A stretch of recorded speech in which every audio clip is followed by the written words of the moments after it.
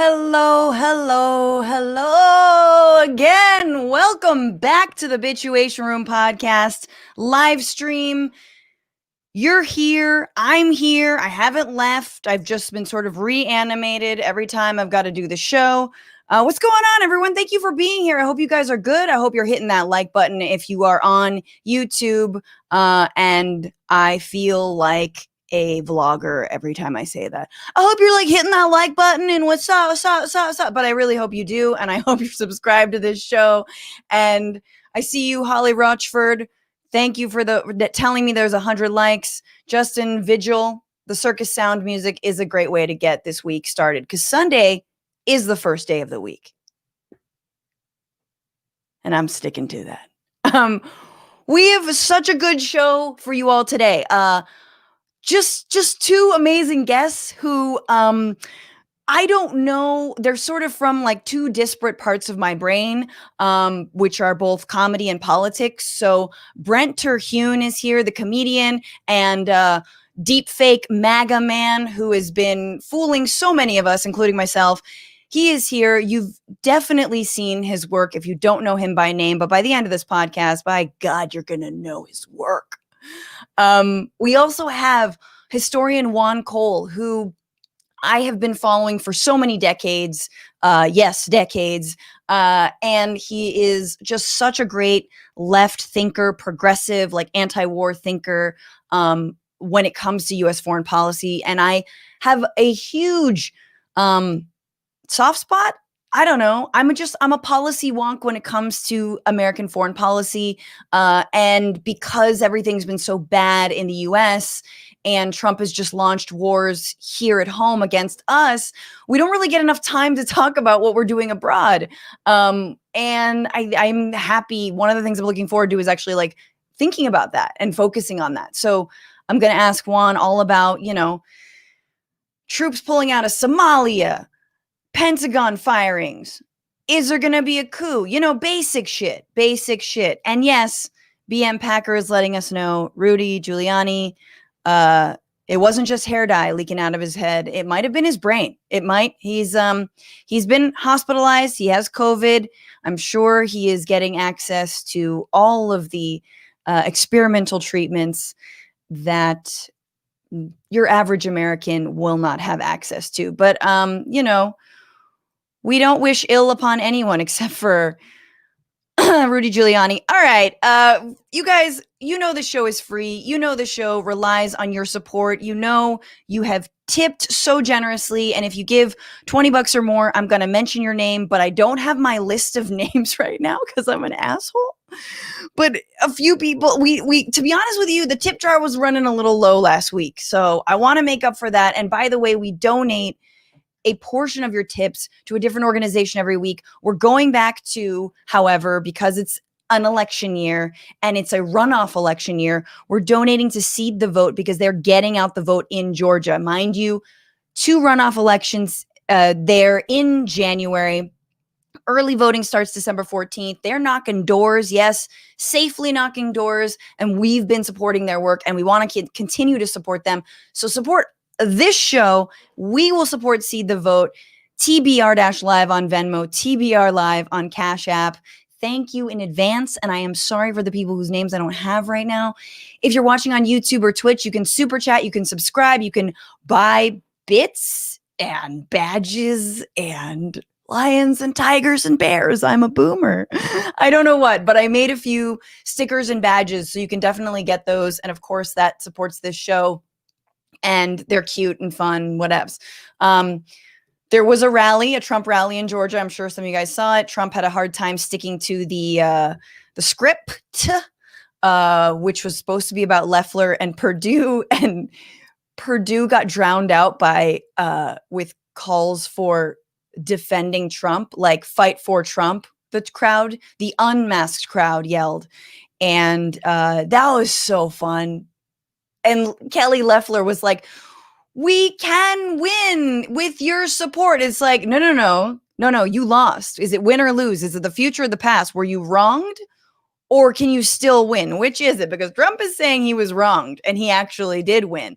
So let's not talk about future tense because get on his level. The crowd is on his level. The cult is on his level. But Loeffler and Perdue are trying to, thread that little needle, trying to win their seats. Kelly Loeffler had Reverend Warnock, they had a debate tonight. Reverend Warnock, I thought, was really good. Kelly Loeffler was like if all the right-wing talking points had been like programmed into a Barbie, like one of those, like, remember the like life-size cricket dolls, like, you are a socialist Marxist, like that kind of thing.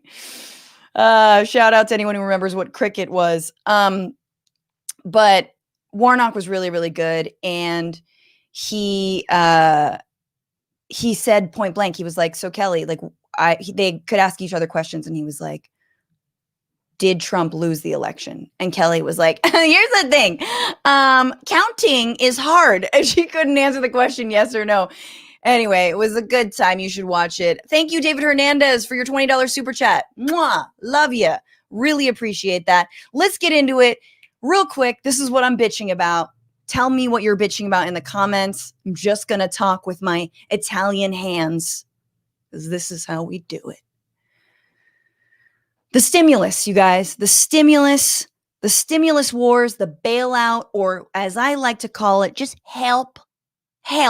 And this week, God damn it, the ineptitude between Republicans and Republicans who are just straight evil, and then Democrats who have zero messaging on how to sell and to get a stimulus package passed.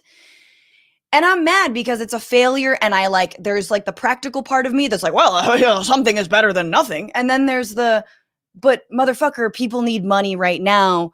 Maybe we should hold out for something better. So just quickly, we are suffering two pandemics, right? We've got COVID, which is skyrocketing, insane.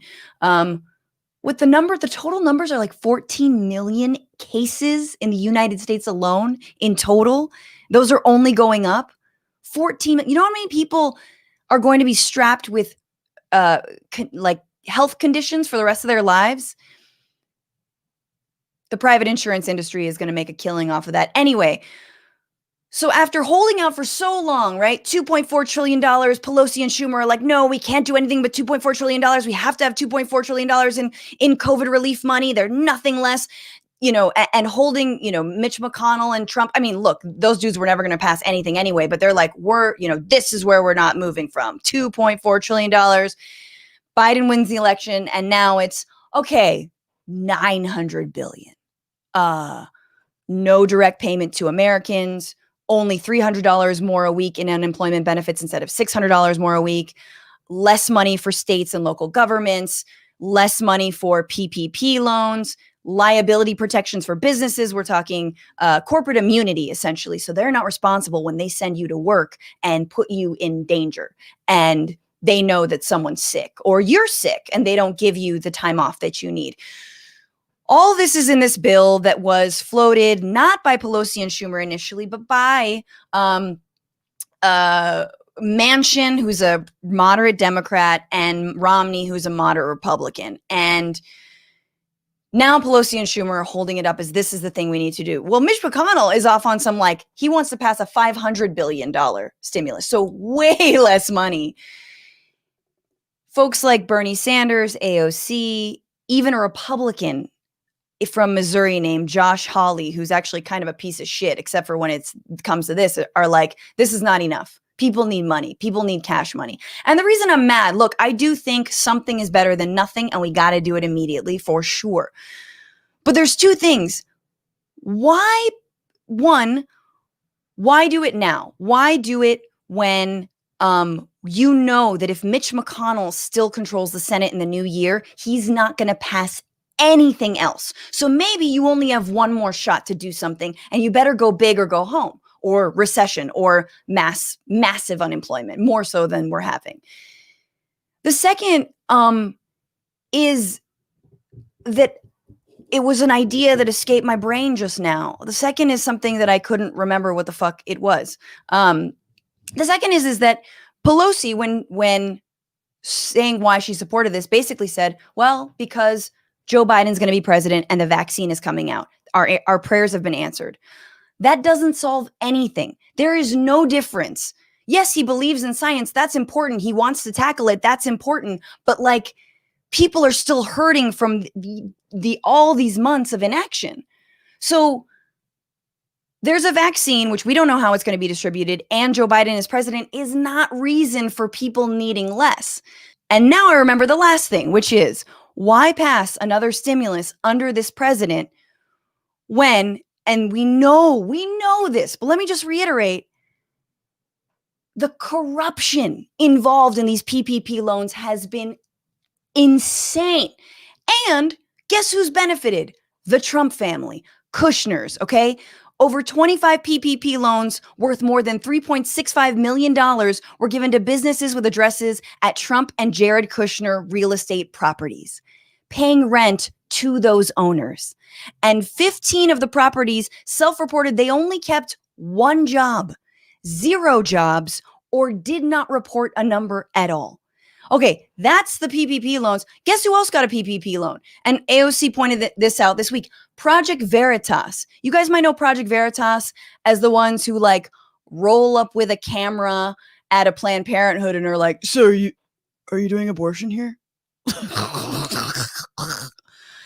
They're basically like a sting operation for MAGA chuds, and they successfully like taken down nonprofits like Acorn illegitimately, right? These motherfuckers got, what is it? $560,000. Project Veritas, y'all. So the fact that we have no accountability for where this money is going in the first place, it absolutely matters, because I don't want to sign another check, especially when there's no money going directly to us. Yo, if it was 900 million or billion, and it was going to us, like just directly to us, circumventing all business, hey, fuck it, just give the money to the people. I am actually for that. That I think is a better use of money. I hate politics. Why do I even do this show? All right. Everyone is agreeing with me. I'm being told. Thank you guys for chatting and for joining. I promise this is a comedy show at some point. At some point it will be comedy.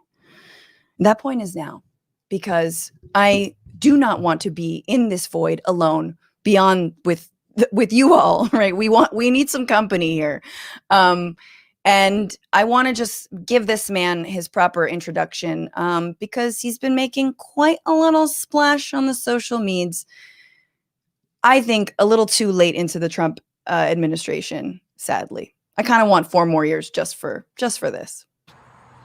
I don't know what happened. I just think we had too many MAGA flags on the boat. I never thought I'd say that, but we had too many MAGA flags on the boat, and the wind picked up, the current shifted. I couldn't tell what was port and what was starboard. A bunch of other nautical terms happened. One thing led to another, and I was in the water, and I turned around and she was gone. The SS Margaritaville is gone, and I love that boat. The SS Margaritaville is courtesy of one of Variety Magazine's comics to watch for 2020. He has 2 #1 comedy albums on iTunes, and his Dry Bar comedy special drops this Wednesday, December 9th. Please welcome comedian Brent Terhune. Hello, thanks for having me. Hey, thank you so much for being here. Can you hear me okay? You sound great. Excellent. Could you hear me okay? I just deepened it. But thanks for having me, Francesca. It is weird to see you out of character, Brent, because with that last video, you fooled me. Was that the one? Because you said I got you. Was that the one that got you? That was the shit. That was the one. That was the one, because Atsuko Akatsuka, the other comic who's been on the show before, tweeted, and she was like, the only MAGA person that I stan. Mm-hmm. And I was like, oh, that must be because he's hilarious, for like unwittingly hilarious. And I watched it. It wasn't that one. It was I don't know what one it was. It was something else, because that one's just too good. That one's like, come on, SSS. Well, there's something funny, not about the video, but just about a guy crying over a boat Or I just love when anybody will like, they won't use people's pronouns, but then they'll be like, see my car, isn't she beautiful? You're like, you just did the thing that you won't do. When did you like, first of all, yeah, you're fucking hilarious. I've been enjoying all of these videos, and mind you, they always go out with a cough. I tried to. The guys had the Corona 19, as he would call it, for 9 months or 10 months, whatever it's been now. I was making phone calls for I think it was back during the primary. So full disclosure, I was making phone calls for Bernie, and I spoke to someone, and she was like, COVID-19, I have a Lysol here, and it says kills the coronavirus. And I was like, oh, okay, so there's multiple coronaviruses. Mm-hmm. And it was just like the longest pause on her part, like, oh. Yeah. And that's also bootleg Lysol. You bought it from some guy in a Target parking lot because you couldn't find any. That's exactly. Oh my God, the sprays? You can't find the sprays are going for like $129 on eBay right now. But Brent, are you sick of your character? Did it not come soon enough? Well, tell me about his evolution. The first one I did was back when Kaepernick took a knee. So it's been a couple years, but then I switched up the format to make it shorter for Twitter, and that's really where it took off. And I was like, the first ones I did for Twitter were like when Barry Sanders wore, it was Garth Brooks wearing a Barry Sanders jersey, and everybody thought it was for Bernie Sanders, which is hilarious. So that was one of the earlier ones that I started to, I was putting them on Twitter, but they weren't short enough to capture people's attention. So, but then a year after I did the Kaepernick one, he signed a contract with Nike, and that one really took off because it was just me burning stuff in my backyard, like essentially what people were doing, and while wearing Nikes, which was my favorite part. Yeah. Because have you gotten a lot of support from people who actually think you're for real and are like, yes, brother? Yes, sometimes I get those, but more so they'll just share it. They don't even write; they just share it. And then I do get people who be like, "Hey, my boss thinks you're real," or my uncle thinks you're real. And you're in Indianapolis, and what's that like in terms of MAGA country? Is it like one Biden flag, one MAGA flag? Home of Mike Pence, not necessarily Indianapolis, but south of here. And there's still Trump flags up, even in my neighborhood. There's one of my favorites is not necessarily Trump flag, but it's the American flag that fades into the Confederate flag. Jesus. Yeah, so it's like a screensaver that got stuck halfway, and it blended in. It's like a swipe off. I mean, really, that's what we've been trying to do with the Confederacy. Is just okay, and star wipe. Let's go. Yeah, it just got stuck mid flag, but there are still I've still seen some like trucks with the flags on it still. Like, but then I've also seen like, oh, that house used to be a Trump house, would still be, but their signs are gone at least. Yeah, there's some look, I think that I don't trust any polls. So when people are like, well, 80% of Republicans think the election was stolen, I'm like, I guess. Mm-hmm. 80% of the people who wanted to pick up the phone and, talk about how they voted for a losing candidate, like that. Anyway, Brent, we always start the show, not just with one of your glorious videos, because we have shown that before, but with asking our guests what they're bitching about. This is the Bitchuation room. You heard me bitch about the stimulus or the help mm-hmm. not being on the way. What are you bitching about? Well, I mean, always just whenever I go out and I'm going to bitch about me and people like me, but also it's because of certain people that still aren't wearing a mask. And like now I've just learned to say things with my eyes. Like when you see somebody just no mask coughing in public, and like you get that squint, and you want to say motherfucker with your eyes, like you want to say it, but you don't. So you say it with your eyes. And then also the other bitch is people that are still astounded that people aren't wearing masks. Like at this point, if you don't know, and I'm in that group where I'm like, look at that guy. I don't know if you've met these people, But By the way, they're having the exact same conversation about you right now. They're like, that guy. I know this He's gone bearded viral. ginger that's got too much forehead. Let me tell you about this guy. The neighbors across the street. Are you familiar with the movie A Christmas Story? Yeah. Oh god. Yeah. Okay. They're next door neighbors. They're called the Bumpuses because they have no less than, I think he says, 75 smelly dogs. And my neighbors I think they have 3 German Shepherds, which I'm a dog fan. I like dogs, but they bark all the time. Like you can look across the street and they'll be barking and you can see the windows rattle. The Bumpuses. Bumpuses, I think is what that. Yeah, so now my wife and I will be like, oh yeah, did you see the Bumpuses are home? Like that's what their names are now. And then they had a guy move in next door to them, and you can hear that guy yell over his fence at the Bumpuses to be like that. He literally will yell, "Shut up" at the dogs, like it makes a difference. Like if you really want them to shut up, just go take them for a walk. Yeah. That's all you got. I don't get why people have dogs. If they don't actually want to walk them or like do anything with them, or they're just like, go to your house, go live in your house outside in the rain. And you're like, what the fuck? Yeah. Yeah. Those people that have dogs outside, you're like, come on, man. You don't want to, you're living in a 10-foot circle of whatever, filth. And also go play with that dog. Play with your dog, dude. It doesn't make any sense to me. Like, what are they for? Unless you have like sheep and like they're herding, like, or they need to be outside for some sort of, gaming reason. I don't understand people not playing with their dogs. I'm not saying sleep with your dog, but like, don't just leave them chained up barking all the time. So annoying. I don't know if you have a dog. Are you a dog on the bed or off the bed person? I'm a cat on the bed, in my face. Just we have cats too. Yeah. I've always had dogs until cats, but I'm and cats will just go wherever they want. So it's like, don't get on the counter. That, no cats on the counter, but then you walk in, you're like, oh yeah, you're just right next to salt and pepper because you're disgusting. And by default, now I am disgusting. I have like kissed my cat's paws and I'm like, that was litter. Okay. That was crunchy. That should not be crunchy. All right, Brent. Look, noisy neighbors and somehow maskless people, which has to do with something we learned this week. Let's get into the week. Why don't we? Y'all, there's only a few things that stood out to me. I'm sure you guys were paying attention to the news.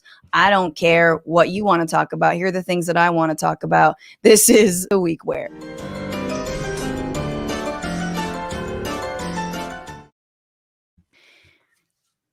All right, this was a week where, here we go. We learned, speaking of maskless people, that among the lasting side effects from COVID-19 is erectile dysfunction. The future is going to be rough for this country that's already had 14 million cases of it. If you think right-wing anti-maskers are mad now, just wait for the flags hanging off giant trucks that are just like, make my dick work again. Like, who's going to pay for my boner? Mexico. Like, that's where we're headed. Also, given that Rudy Giuliani now has COVID, it's going to take him that much longer to tuck in his shirt. You know what I'm saying? I'm a firm believer that now with the vaccine coming, there should be like a hint of Viagra in it just to like boost, and if you're a podcast listener, it would be BlueChew.com. They don't sponsor the show, but is that an erectile dysfunction? I think that's when you listen to podcasts, it's Blue Chew. Is that like Tiger? It's like the Tiger capsules they sell you at the gas station or whatever. It's Stacker 2, the world's strongest fat burner, and Blue Chew or whatever. But yeah, if they would have led like months ago, obviously it's hard to tell what the side effects are of COVID, but if they just would have opened with, oh, there's a thing in the air that you won't be able to get hard, you would have not been able to keep masks in the store. You should go up to someone, 6 feet, and be like, next time you see some guy without, and you could pull this off. Of course, I could not. I would fear for my life, but just be like, what's up, bro? You heard about the if you get COVID, your dick doesn't work. Like, just like, that's crazy, you know? Especially if you're quarantining with your partner. Like, although nobody's fucking, let's be real. Nobody has any, like, is it just me? Okay. After this many months, the cats are on the bed. There's no. Look, puzzle greater than having sex, okay? We're like, ooh, 1,000-piece puzzle with nothing but butterflies, which I actually did. All right, let's keep going. This was the week where DC's Attorney General deposed Ivanka Trump for her role in helping Trump hotels potentially illegally overcharge the Trump inaugural committee in 2017 to the tune of $1 million. Eric Trump was also deposed for his role in the Trump organization and possibly shady finances. And now, I think as some people know, Trump is reportedly trying to get his children preemptive pardons. The thing is, you can't get a pardon unless you've been charged with something. Neither of them has been charged with anything, but the Trumps live so much in the game of Monopoly, and they're so dumb. Of course, they think that like a get out of jail free card is a thing, you know, like at this point, I wouldn't be surprised if every time they pass a green light, they're like, where's my $200? I pass go. What? Oh my God. Let's go back to Park Place. Ridiculous. And you know, for them, $200 is nothing. So. No. Not at all. And actually, I want to just say that have you heard about the Trump hotel, like the caliber of the Trump hotel? I have not. There's so many good Yelp reviews of Trump hotels online. I encourage everyone to watch it, or to look at them. But my favorite was, so in DC, this is the hotel that was overcharged for the inauguration, right? One reviewer, the Trump hotel in DC has the worst reviews out of any Trump hotel. One reviewer wrote, quote, "The shrimp was rancid. It smelled like a sewer fluid placed under a heat lamp for 13 hours. Yeah.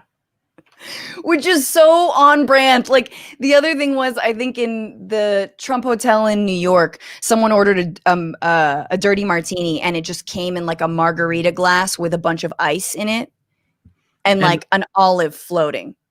And I'm sure it was literally in a dirty glass. They're like, oh, you wanted it dirty, so exactly. That's been under the heat lamp with the shrimp.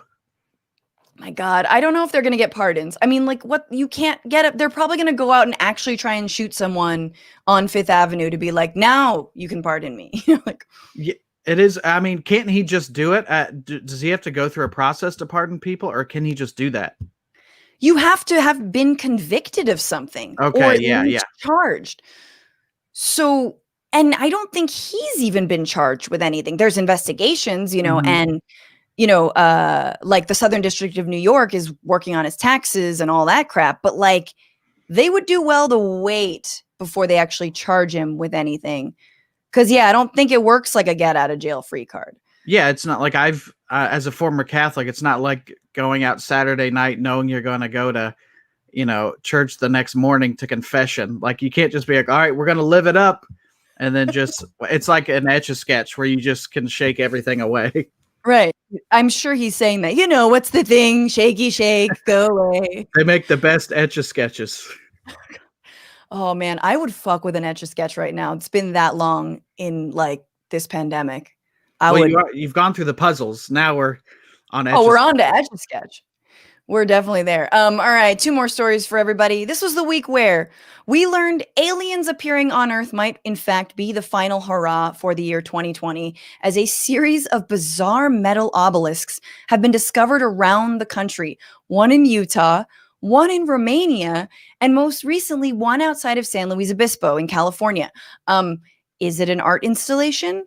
A marketing ploy for a remake of 2001: A Space Odyssey? Or have the aliens who planted him on Earth as a prank finally opened up the portal back again for Donald Trump to return home? That's what I think. For those who have not been following, some people have been triggered by these monoliths or obelisks or whatever. Apparently a monolith is like made out of stone, and it's not stone. So the one in Utah, get this, Brent, was removed by people who left the words "bye bitch" written in the sand and a puddle of piss.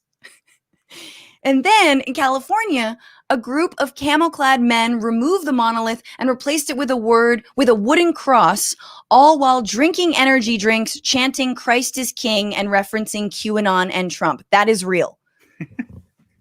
Like, how much do you have to hate Stanley Kubrick? Look, I get Eyes Wide Shut was a little slow at the end, you know what I mean? But like, you got to hate yourself an obelisk, you know? Like, was that even a monolith? Was that even part of your vocabulary, your normal vocabulary until these things popped up? Because for me, I know obelisk, but I don't say that often. But I was like monolith, and then I had to Google it. I'm like, oh, so like Stonehenge or whatever. Yeah. Well, I'm also dumb, so that's the other thing. But right, it helps. Well, obviously these people are like, I'm not curious enough to find out. Christ is King. I just think it's funny that if aliens do come back, they're going to be greeted by a bunch of these like meat-headed right-wingers who are just going to be like, "Nuh-uh, you're fake news, little green man," and then their insides will just melt. Yeah. Well, hopefully, if they have the phaser set to stun, if they have it set to melt, then they will melt. But yeah, it'll be so weird just with aliens come down and then they use the MAGA logic on aliens who don't care. They're, you know. Maybe it'll help us. Maybe they'll realize that we're not like smart enough to even run experiments on, and just be like, I don't know, let's get out of here. I mean, what do we think? Do we think this is an advertising thing? You think, or some weird art thing? Now everybody's doing. It's like planking, but now it's monolithing or whatever. It's like, yeah, it's the ice bucket challenge, but like the monolith challenge. I nominate myself for Alien of the Year or whatever. Like, it's seriously not clear. They've been removed by like people who think that they're sacrilegious, clearly, but it's either an art installation. It's my cynical mind is like, it's got to be a marketing thing. But like Romania is the weird one. Like San Luis Obispo and Utah are not that far apart. You could drive that. You could coordinate that, yeah. But Romania is like the one where you're like, okay. Yeah, I would be interested to see if they're all very similar in material. Because from afar, it's just like, oh, there's a really big refrigerator, stainless steel refrigerator, you know. So now I want to see if it's like, see what we want to see, Brent.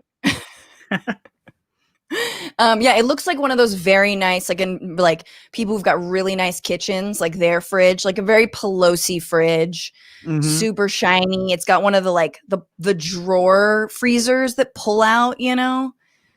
You got one of those? It's not stainless steel, but came with the house. So let's relax. It's not like we went out and bought that. But I will act like I do have a drawer freezer. That's the kind of personality I've just adopted. So fuck yeah.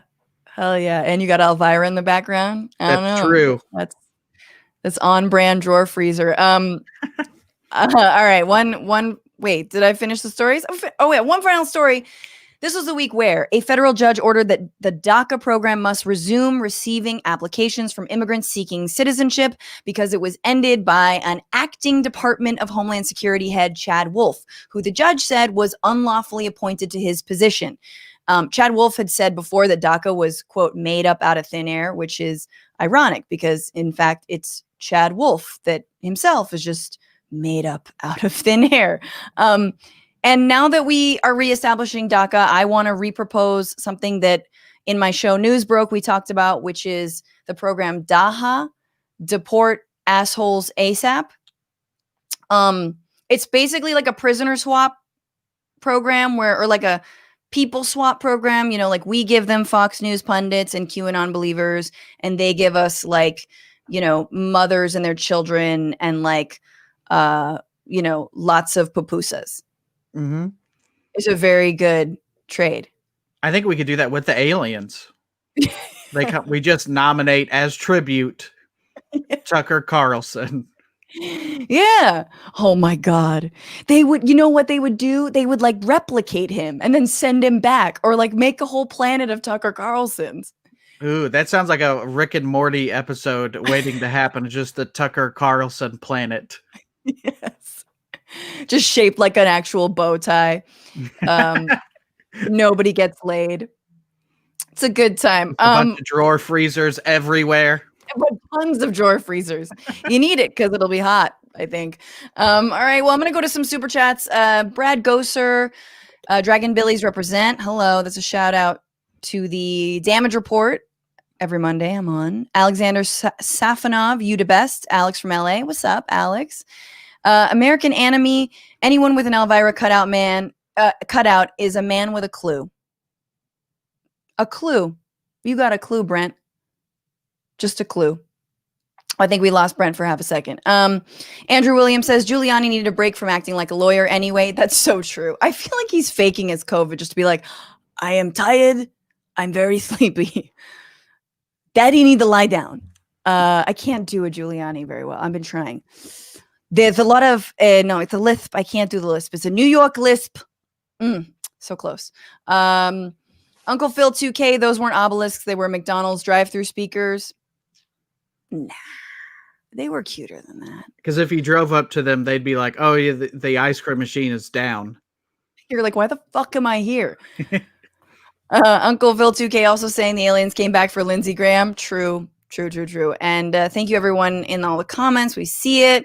And now we're going to pivot. We're going to do a little bit of a left turn here, Brent. I hope you'll stay. We're going to get real and get serious and talk about U.S. foreign policy. This is The Sitch.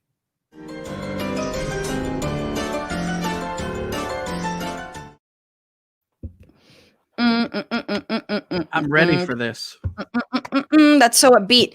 He is a prominent Middle East expert who teaches history at the University of Michigan, and he is a proprietor of the news and commentary site Informed Comment, which is so good. You guys have to follow it. His books include The New Arabs, Engaging the Muslim World, and Muhammad, Prophet of Peace Amid the Clash of Empires. Ooh, please welcome writer and historian Juan Cole. Hello. Hey, Juan, how are you? Just fine, thank you. Thanks so much for having me on. Oh my gosh, thank you for being here. Have you seen Brent's videos? You're putting me on the spot here. I haven't gotten to those. That's okay. I haven't read any of your work either, so we'll just call it even. No disrespect, No. Dr. Cole. Well, we have a lot of time on our hands these days because of COVID, so there's hope yet. Yes. Yeah, absolutely. Brent's going to read your new book. You're going to watch his new special out this week. Call it even. Everyone's going to learn something. Well, I'm so glad you're here because we don't always get a chance to talk about foreign policy because of, the dumpster fire that this country is. It gives us enough to work with. But I'm super curious, right? Final lap Trump on the foreign policy front and the things that he is doing, I guess, okay. Yes, I guess let me just zoom out before we talk about final lap Trump and ask you, what do you feel like the lasting impacts of Trump in the world will be in terms of our foreign policy in the last 4 years? What's been going on? What haven't we been talking about? How do we get out of it? Or what are we going to be stuck with in the next few years? Well, I think Trump has done enormous damage to our credibility. Countries are not people, that they don't have friends. Harry Truman said, if you want a friend in Washington, buy a dog. So it's not like relationships matter in that personal way so much. But it is also the case that countries have track records, and people think well or think poorly of a country over time. So when President Obama drew a line in the sand and said, if Syria uses chemical weapons, we're going to bomb the bejesus out of them. He didn't feel comfortable reacting when Syria actually did that, Right. By going alone. So he went to David Cameron, the Prime Minister of the UK, and Cameron went to the British Parliament and said, can we get permission to do something to respond to Syria's use of gas on civilians? And the Parliament said, oh, no, you don't. We have seen this picture in 2003. Weapons of mass destruction, Middle Eastern regimes. It's like Jurassic Park, right? It starts with and then it turns into screams. So they said no, we're not going to do that. And so Obama was left hanging there in the wind. He had no UK support. Well, I think Trump has done to us in spades what Bush did to us with regard to our credibility. So now we're going to want to get back into the nuclear deal with Iran, try to restrain it in various ways. One of the quid pro quos for that is that we'll want to lift sanctions and allow Iran to trade with the world and have investment. And actually that, in my view, would be good because countries that are tightly entangled in world trade and finance and so forth are then open to pressure about behaving in certain ways. How are they going to trust us that we're actually going to be beyond Biden's 4 years? Why would you make a plan with the United States? Yeah, especially when we sort of lightweight support Israel or not Israel, or probably most likely Israel murdering scientists in Iran. I want to talk about Iran in a little bit, but I just think it's really interesting to compare Obama and Trump. Trump is someone who doesn't give a shit about going alone, who relishes in sort of being alone in the wind, as you said, and who actually is someone who we haven't really talked about the ways that he's ratcheted up a lot of the drone strikes and the targeted assassinations, because it seems like maybe not the first thing on our minds when it comes to Trump, because again, we're putting out so many fires here in the US, but he has actually increased the number of drone strikes and the amount of assassinations. Am I correct in saying that? Yes, significantly. It's become a major tool of the U.S., both drone strikes and bombings from the air. But to be fair, Obama did also do a lot of that. Sure, not to this extent, but no, of course, it's not a new arrow in the U.S. quiver. But Trump liked to bomb stuff. He dropped that huge, they called it the mother of all bombs on Afghanistan soon after he got in. And he started talking like Saddam Hussein, he's Saddam Hussein without the uniform. Then he bombed Syria. But with Trump, it was always just one-off. It was like a spectacle, and then there was never any follow-through. And then when you turn around, he would say, well, let's get out of Afghanistan now that we bombed it, or let's get out of Syria, which he did, and threw the Kurds under the bus. So the thing that was distinctive about Trump with regard to drone strikes and aerial strikes was not that he was so different from Obama, although he did, I think, loosen the rules of engagement, but that it wasn't part of a well thought out strategy. You couldn't see what was on the other side of the strike, and often there was nothing. It was bombast, or he went back to watching Fox TV and tweeting. Totally, just to say that he had done it. I think it's a really interesting moment, right? Because during one thing that wasn't there under Trump, and almost at once a frightening thing and also an encouraging thing, if I can even say that, was that there was no twinkle in Trump's eye that maybe the US was the good guy. In fact, the US, in turn, for him, we were the bad guys. We're the bad guys. It's okay to be the bad guys. Bush didn't have that. We did heinous things under the Bush administration, but we were always supposedly on the side of good. We're spreading democracy. We're helping topple a dictator, etc. Same thing with Obama.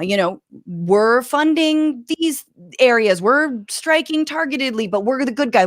Trump is like, no. We're not the good guys. We don't want to be the good guys. We're bad. We're evil. Fear us. And like part of me is like, yeah, that's actually what we do. We are like that, but also not having the veneer of a superpower, a military superpower that even pretends to try to do good, I thought was staring into an abyss that I don't love.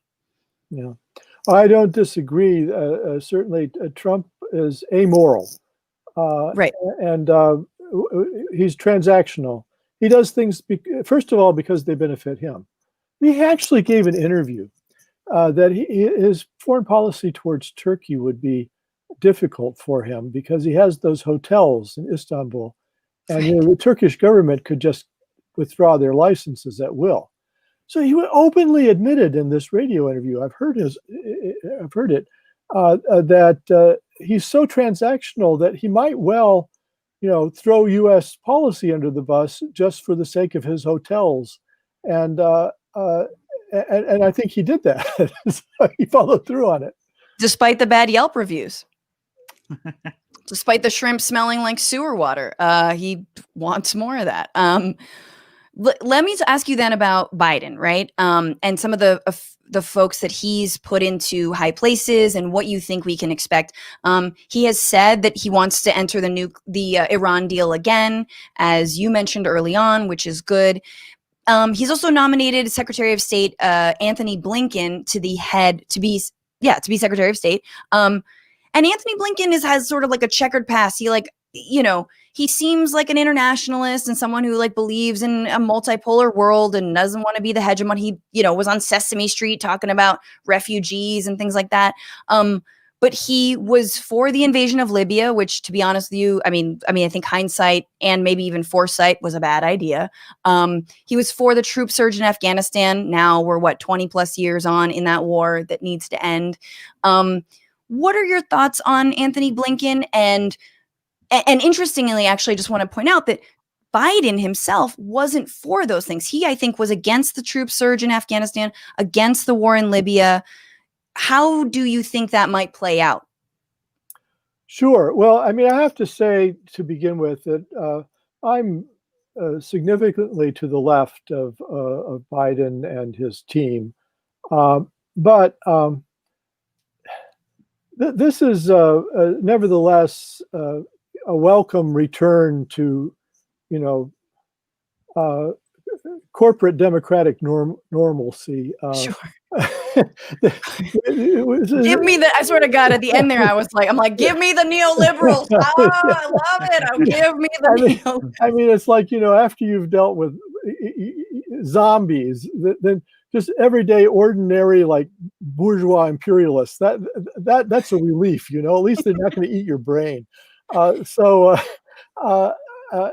think what I would say about Blinken, Anthony Blinken, and his policies are, first of all, he is a liberal internationalist. He's not an isolationist like Trump, and right. I think he'll try to rebuild relationships with Europe, and I think.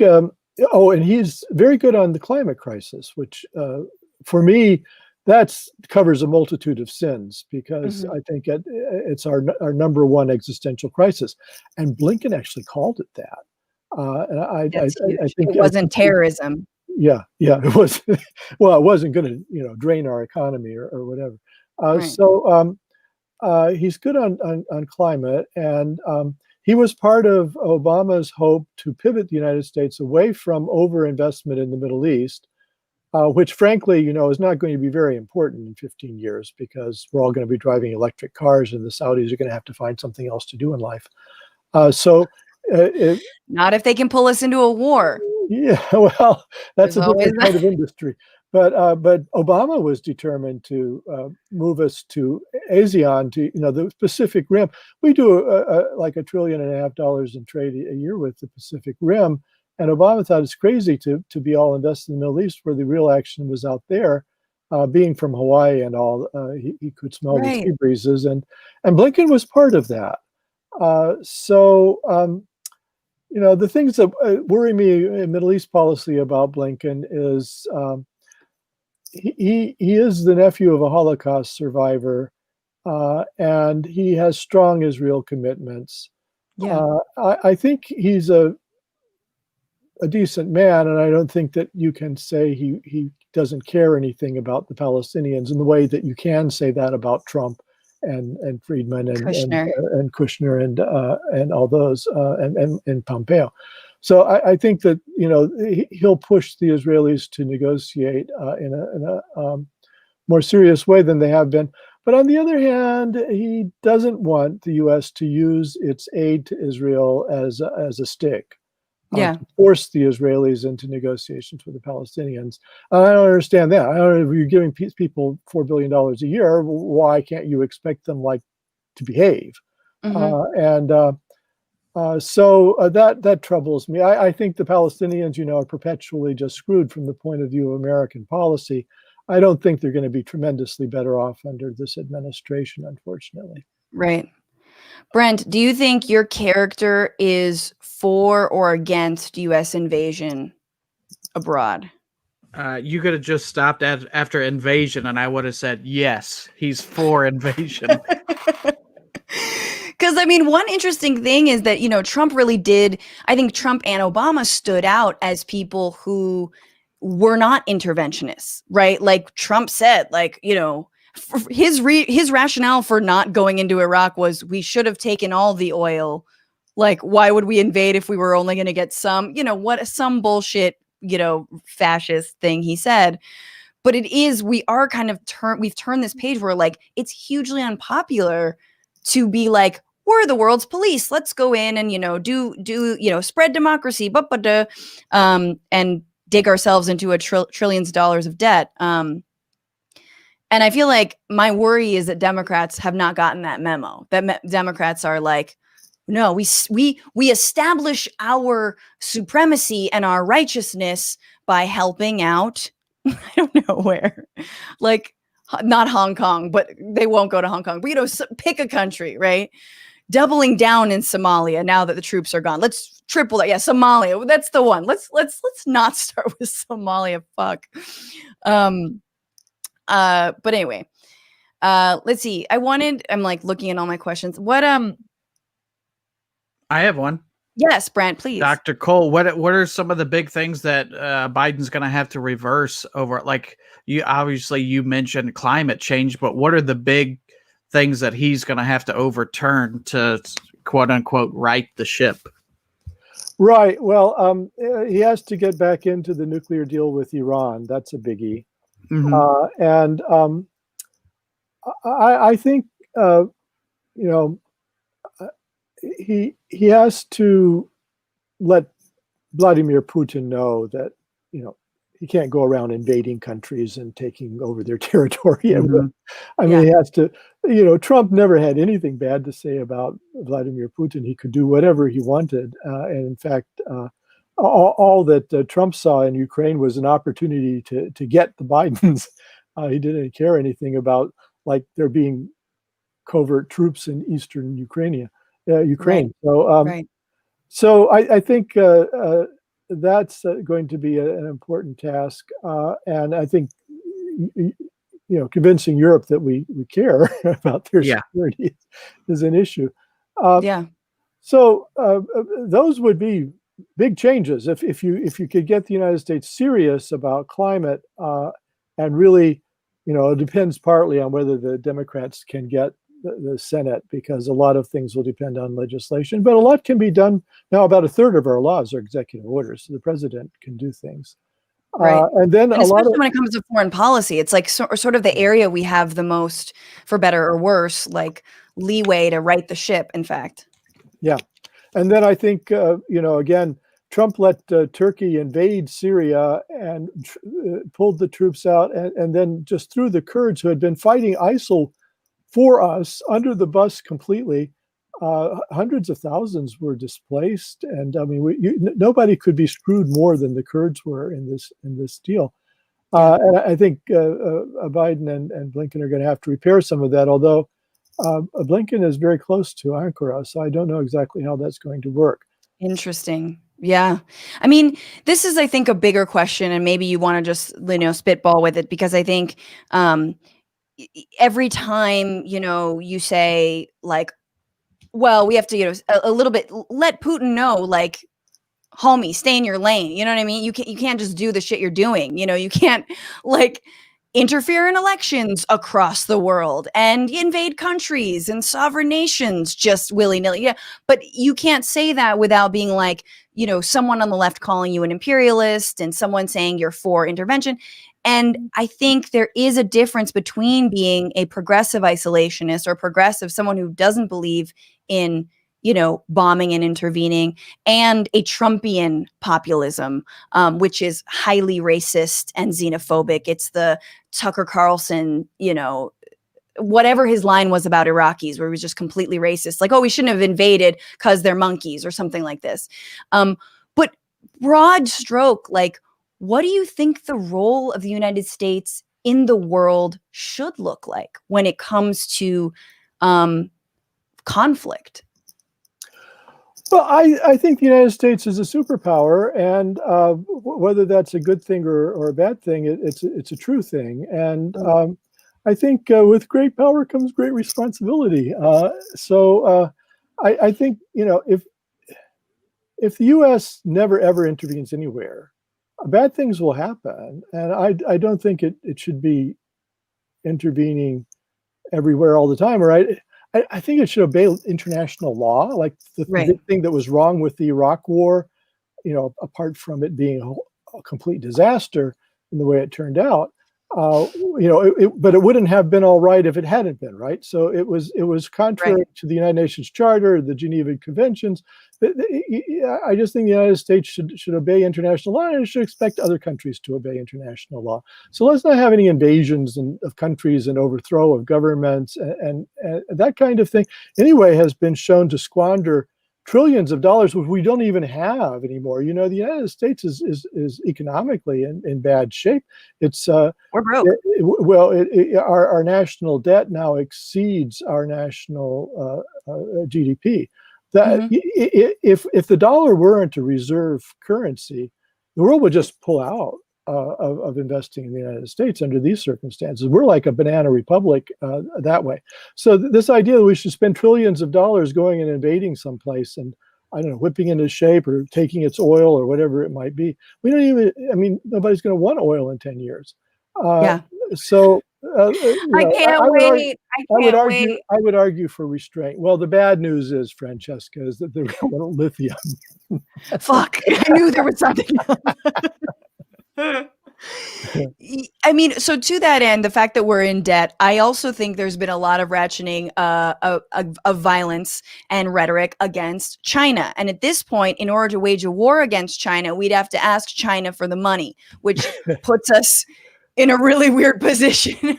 Like, please. What are your thoughts on how to de-escalate, or where do we go from here in terms of relations with China? I mean, I'm just like, as a personal note, like my mom's Chinese and she works with like an organization that, you know, tries to build ties between the Chinese population and the American population, because we are so fucking distant from one another. I mean, not that there's not a huge Asian American and Chinese population here, but like there's just so much misunderstanding. There's just a lot of veiled understanding, a lot of racism, blah, blah, blah. Right. Well, you know, I think Trump's rhetoric towards China has been extremely unfortunate, and towards Chinese, as you know, has been extremely unfortunate. And I actually, you know, I think the current president of China, Xi, has unfortunate tendencies. He's president for life. He's a and they weren't. You know, for a while there, you could imagine China gradually opening up and maybe becoming slightly more democratic. And it's not that it's a totalitarian society. You know, they're afraid of their workers, just like governments are afraid all around the world. They can't just make policy out of thin air. But he is a neo-Maoist, and he's taken the country in a very authoritarian direction. You know, kidnapping people in Hong Kong and then sort of Uyghur camps. I mean, massive re-education camps for an entire ethnic group, and then building artificial islands nearby to the Philippines with an eye towards grabbing, you know, oceanic real estate, and encroaching on Japan and so forth. So, you know, China is also acting out. It's not. I certainly don't think the United States is always the good guy here, but I think the Biden team actually will probably handle China well. I think that they'll do diplomacy with Xi. They'll try to come to some agreements about certain things, and it won't be this kind of bedroom drama that Trump always had going on. Of that one day he's praising Xi and kissing his behind, and the next day the horrible Chinese communists are the worst thing in the world, and he's going to slap them with Kung sanctions. flu. And yeah. So I don't even know. I can only imagine what the Politburo in Beijing was thinking as they watched this unfold. Or just, I've had someone say to my face that COVID was developed in a lab in China, and I'm just like, what? Like, it's just like we're beyond when it comes to China. But I think what I am getting, this is very simple. I don't mean to boil it down to this simplicity, but a little bit of a lead by example. Like, if you show a little bit of reverence for diplomacy, if you show reverence to the UN, then suddenly other countries will also feel like, well, fuck, now I got to do that, rather than kind of a whoever can be a strongman, because it's only a matter of time if we're led by someone like Trump before these spinning strongmen just start to clash into one another. And yeah, hey, look, we could happen. We still have 2024. Trump might try it again, or he might never leave. One last thing before you go. Are you scared at all by Trump firing these? I was going to start off with the segment asking you about final lap Trump. Final lap Obama pardoned Chelsea Manning. Dope. Final lap Trump is firing the Pentagon officials and hollowing out the State Department even more. And what is he doing? Is he trying to is he going to surround himself with tanks and not leave? Oh no, he'll leave. But what he's doing is trying to sabotage Biden. There are certain policies that Trump and the Trumpies in the government, and Pompeo and others, are really devoted to. Mm-hmm. And they know that, as you said, the president has wide latitude in foreign policy, that Biden could come in and just reverse all of this. Right. And what they're trying to do is to put in place policies and regulations that will make it harder for Biden to overturn things. So they're squirreled away, writing regulations, establishing precedents, making orders. And if Biden comes in and selling weapons, exactly, to the UAE, and if Biden comes in and tries to reverse these things on day one, they can go to court. Because in America is Anglo-Saxon law, which is precedent and custom. So if something has been set in train, it's hard to overturn it. And then taking out Mohsen Fakhrizadeh and Iran in hopes that the Iranians will overreact, or that they'll be mad and they won't come back and play nice with Biden. Basically, what we're seeing is 2 months of sabotage. Right. And it really makes you think whether we might not change the system where there's so much time between the election and the inauguration, which is unlike any other democratic country, and there shouldn't be time for this kind of sabotage, which not all administrations engage in. But why should they have the opportunity? Yeah, you get a form. You lost your election, you get a form. Here's 10 slots for who you want to pardon. 2 last things you want to do. 1 slot for what do you want to take from the White House? You can take one thing. You want the bust of George Washington? That's cool. Just take it. You want that candle holder? You can have it. But there's a form. You got 4 days to fill it out, and then you're gone. Yeah. Which moving company do you want in? Right. Yeah. Dr. Juan Cole, thank you so much for joining us. This is great. Everyone, please follow Informed Comment. I get Informed Comment as an RSS feed. Oh my God, no big deal. Mm-hmm. And it's great. Everything they publish and all the contributors are wonderful. So please read that if you care about U.S. foreign policy from a principled left perspective. And yeah, thanks for joining us. Please come back. Thanks so much for having me. All right, take care. And Brent, we've got one more segment, Bretty. Yeah, let's do it. I said Bruddy, like bro and buddy. That's all right. Yeah, I'll be your Bretty. Be my Bretty. All right. So in the spirit of the holidays, I'm trying to remember what our segment was. Oh, yes. In the spirit of the holidays. There is a line, there's a thing that right-wingers and Fox and Friends specifically, and just fluff pieces in, right-wing news spheres love to do and say, which is, there is a war on Christmas. God damn it, there's a war on Christmas. Starbucks cups don't say Merry Christmas anymore, they say Happy Holidays. It's not, people aren't spelling out Christmas with Christ, they're just putting an X. It's Xmas. Oh my God. So I want to know, how can we just finally do this? Let's win this war on Christmas once and for all. If the right thinks there's a war, fuck yeah, let's give them a war. So this is winning the war on Christmas.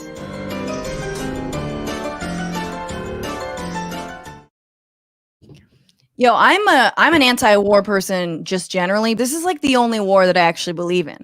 I'm pro cola wars.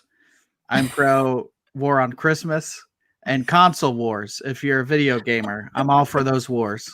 We're on Twitch, so yes. I don't know what that means, but sounds cool. Yeah, when I say check us out on Twitch, I don't know what that is either. So console wars. All right, so I've got a few ideas for how we can really win this war. I think these are just things that we need to do, and mostly just trigger the right, in addition to all the monoliths that are appearing. If you can't build a monolith, try to seal the war on Christmas. Okay, hang on. I had some ideas. Where are they? I have one. All right, please. I think here's the big one. I'm gonna, this is the big one, and it's gonna get less creative from here. But I think we should all have nativity scenes on our front lawn, and if you look close, it's of course Joseph, but then if you look across the manger, it's also Joseph. You have two dads in the nativity scene. I love that, actually. I want them, that sounds, yeah. And if Jesus could be another race opposite, like if it's two white dads and then we could have an adopted kid, I think we should do that. No, it's definitely going to be a mixed race couple, like interracial couple and like an adopted baby of a third race. And just never mention it and just let people find it. Because I don't think you should go to other people's nativity scenes and switch it out, because you shouldn't mess with other people's stuff. But you can definitely set your own nativity scene up. What do you think your barky neighbors would do if you did that in your yard? They'd probably send their dog. They'd release the hounds, and it would not be such a silent night, because they would just be, and they probably wouldn't pick up on my front lawn. So, I love that. Okay, let's see. I have some idea. I think it should, instead of Christmas, it should be Christmex, like a gender neutral, like Latinx, Christmex. What are you doing for Christmex? And that'd be, let's just float that Christmex, because Christmas is gendered. For the Latino atheists out there, why is it Christmas? It should be Christ menos or Christ menos. So we should just call it Christ menos. I think saying Christmas in any way other than an American accent is good. So if you say Christmas, yes, they get so mad. Well, look, Melania already says Christmas. But she doesn't give a shit about Christmas, to be honest. And then she fucking hates Christmas. She is single-handedly waged a war on Christmas for 4 years now. I like, to be honest. Okay, I don't know. Any other thoughts? I'm like, I think if you could say anything but Christmas. So happy holidays. I would also elect us if we could say happy holidays for the hoes out here. I don't know who the hoes are in particularly, but shout out, sound off in the comments if you a hoe. Which is totally fine with us. Maybe if we could somehow get those reusable cups, but they all say happy holidays. So if you take your McDonald's drink and then dump it into the happy holidays Tervis cup or whatever you have, I think that we could own these Republican. I always love how people want to own. Let's own these libs. Oh, you got me with your hat. You showed me by buying some merch. Yeah, wow. Look at how big the lettering is on that hat. I think what's really funny is, So I'm dating a Jew, and I think a lot of Jewish families like just celebrate Christmas because it's already just about consumerism and like twinkly lights. Which, like, if you're actually fairly religious, you should probably have a problem with the rampant consumerism that has bastardized your holiday. Not the fact that people are saying happy holidays and being more inclusive, but you have like, there are definitely Christmas trees that are just full of like Jewish things, like little menorahs and little dreidels. Like, I've seen that. That's like a perfectly normal California Jew, or maybe any like Jewish family thing to do. Christmas tree, menorah, like, obviously not super religious Jewish family, but like my boyfriend's family like loves Christmas and is Jewish. I think just that would ruin Fox and Friends. Like, Steve Ducey's brain would implode. Like, Megyn Kelly obviously would freak out because, you know, Santa's white. Santa's white. And he but yeah, drinks Coke. That was originally, you know, whenever you see Santa, he's got Coke. I want to make it Pepsi. I'm If gonna we- get so that pissed would- at Pepsi. Yes, that's absolutely. That actually would trigger them. Just drinking Pepsi and making it a Pepsi holiday. What are just like or like I do like your, you know, your Jewish Christmas tree because that's very much my character, because it looks one way, and then if you somehow zoom in or pay attention for a second, then you're like, what? Hold on. Because, you know, if it's just full of menorahs or whatever, you know. yeah. Absolutely. By the way, Brent, you also have like, you have a store and you sell merch too. So don't be so high and mighty about the merch thing. No, But you I'm have not. Okay, good. Because you've got a holiday sweater that's fucking hilarious. It says, "It's Merry Christmas, not Adam and Steve." I just anytime you can work Adam and Steve into anything, it's so funny to me. Just Like- it's Coke, not Adam and Steve. Like, just Right. Or like, oh God, what's a good? it's Ford Trunk Month, not Adam and Steve. Yeah, it's for all intents and purposes, not Adam and Steve. It's an escape goat, not Adam and Steve.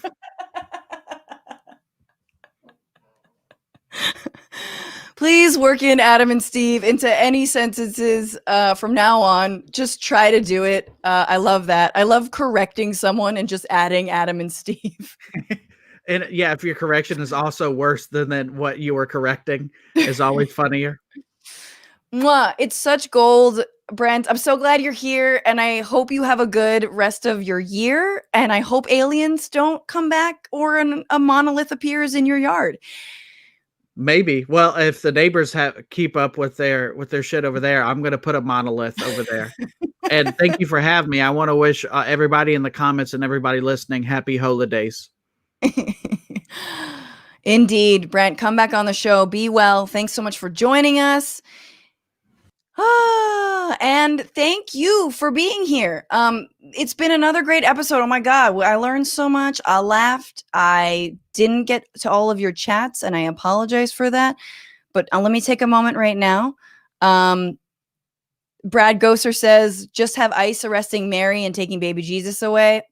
That's just too real. Too real. Uncle Phil 2K again. We should have 3 wise trans men. Love that idea. Andrew Martin says 2 dads and a black baby Jesus. Absolutely. Of course. Let's do it. Thank you guys for being here. Thank you for donating to the show. TBR-Live on Venmo, TBR Live on Cash App.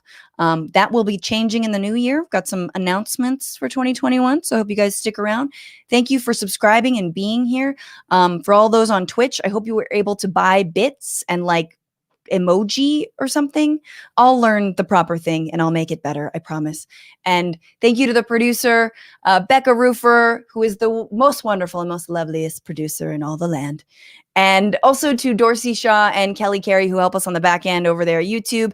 And if you guys are listening as a podcast, rate this podcast. Give it 5 stars. Just do it. Write a little something sweet. You know I read it. And remember, don't just bitch about it. Be about it. Don't just bitch. Don't just bitch. Don't just bitch like this guy did in Georgia. But that's why ASOS donations come from Silicon Valley, San Francisco and the other liberal places, and they don't come from Georgia. This is not your fault. I know you. You're with me. I'm with you. We've always had wins from primaries to 2 elections. We won 2 elections, believe it or not. I think I won the second one by more than I won the first one. I do, right? Bill, I won the second one by more. Oh, God. The king of denial. Everyone was maskless in that crowd. You didn't win by more, homie. You didn't win. You're lost. You're a loser. Goodbye.